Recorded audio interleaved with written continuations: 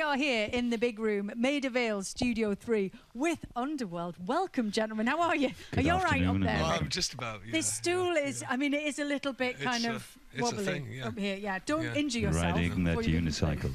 unicycle. Welcome. How's it going? How are you feeling? Good. I'm fine. Yeah.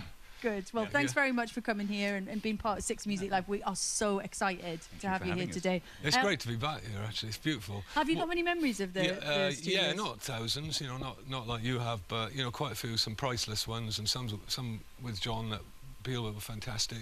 And it's also just walking down that long hall, looking at the photographs, it's just fantastic. My father-in-law is probably up there playing with Dudley Moore Trio or somebody like that. You know, really? Do you reckon? Yeah. Oh, how it's amazing. I love all that era, you know, big bands and jazz. So it's great, lovely to be here. Fantastic. And Carl, you were here for us. It just feels like a matter of weeks ago. Yeah, I left my cases. Yeah.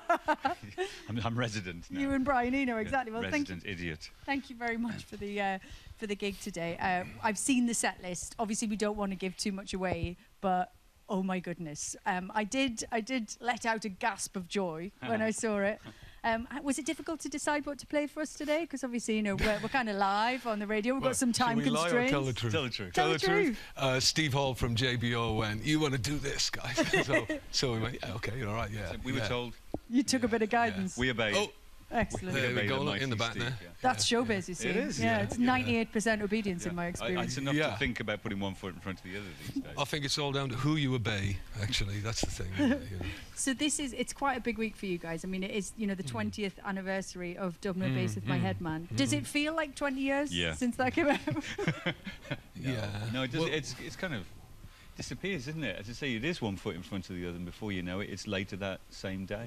And it's been a kind of shock, I suppose. Shock that we're still together after 34 years, really, so long, and still enjoying it. Yeah, that's pretty Been cool, smooth sailing all the way. Oh, yeah, not a crossword once ever. You've got the reissue out, which comes with some pretty fancy deluxe and super deluxe options for the reissue of the album. Yeah, thank my friend there. Yeah, exactly. I mean, I know that you went back to, was it sort of the DATs and the master tapes and stuff to put that together? That was epic. And again, you know, Steve and from JBO and Darren Price, who works with us, the DJ, you know, did a fantastic job digging through acres of unmarked tapes and boxes and things, pulling out all sorts of stuff. You know. What kind of things did you find? There must have been little kind of closet stuff. I mean, the thing is, you know, if people love the stuff as well, you know, for me, I couldn't have done all of that, you know, as well, because some of it is just a bit too painful to listen to. You go, oh, that's why that didn't come out. Right, you know, because you know, you kind of abandon it. Well, this isn't working. Yeah, or whatever. I remember that. It was, but I guess you get a different perspective on those kinds of things over time as well. I mean, Carl, you were talking to us just on the phone on the show a few weeks ago about the fact that a lot of the songs from the album have kind of taken on a different life in the interim, because obviously, you know, you've performed them live and they've been in films, and you know, some of them have been kind of anthems and kind of become attached to moments in history almost, which is a weird thing. How has it been to revisit the album as a kind of object, as a body of work in its own right? Well, it's been strange and wonderful at the same time, but really odd, because the way of performing something gets ingrained and evolves over 20 years. There's one piece, one song that we do in the set for the album that we've done since it came out, and it's got its own life now, and you're kind of having to rail everything back in, and there's lots of notations, you know, come in there. Well, I never come in there. No, you have to come in there because it says so. That's how it went. Yeah. And this is, of course, all getting ready for this big gig, which is coming up on the South Bank this weekend. What can you tell me about that? How are you feeling? What can people expect? Excited and looking. It's been a lot of work getting stuff together to try and do a remarkable, beautiful thing. Have you been down there? There are huge posters everywhere, all around. The RFH, we trumpeting your arrival. We got very flashy then, booked it out to do a sound check, which was quite shocking, actually. So we sort of came away going, oh, God, I'm really glad we did that. We should have done that in a rehearsal. Whoa, OK. That was sobering. Go back home and rethink. So, and have you got a lot of friends and family coming? Because I would guess that it's a big kind of personal moment as well as a big professional moment. London's always a tough one, because it's always the massive guest list, which isn't really enough to accommodate everybody that you really want to, you know, say thank you to. And so we've had to come back and do some more shows. But it's going to be quite emotional, I think.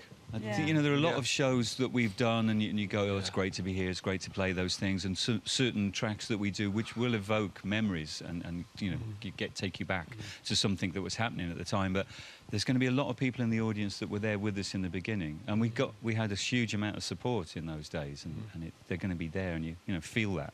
So, I mean, take us back a bit to the time when Dubnobasswithmyheadman. No, when it first came out, because it's one of those things where, you know, retrospectively, people say, oh, yeah, that was a kind of game-changing album, and that was you know, it defined the era, and it changed the landscape, and it brought together things that had never really been brought together before in that way.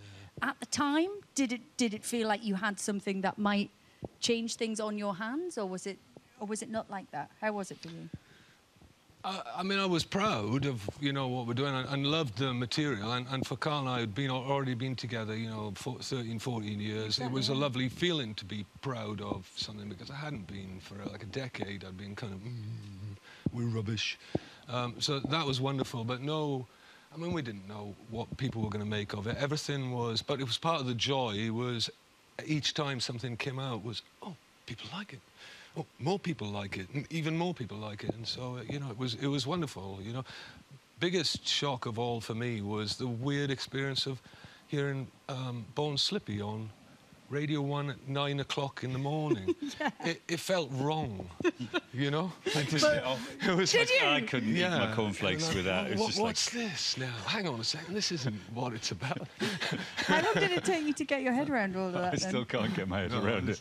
It's odd. It's really odd. It's really, really odd. You know, it's kind of, I say this quite often. I still feel like I'm waiting to get a record deal, because it took us so long, and we've always been a little bit outsider in our thinking and the way we are, and that's why outside of pants and outside, and that was why it was a big surprise when we were accepted and people got into our music. Yeah, I mean, it's one of those funny things, which is often the way that, you know, things that become really popular, they're combining things that kind of don't really go together. I mean, it's like, so the album's like a mixture of techno and ambient sounds and poetry and all this stuff. Indie stuff. Yeah, exactly. Yeah. And but then very much from a band. You know, who would have bet on that to become such a kind of epoch-defining record? Very odd. Yeah, there was one night when we were down at the drum club that used to happen at the Behind Heaven on I think it was Thursday nights, and we used to go down there, and somebody said, you've got to come down and see Sven Väth is playing, and he's going to play out Skyscraper, and oh, fantastic, and Rick and Darren had made these mixes for DJs to play out.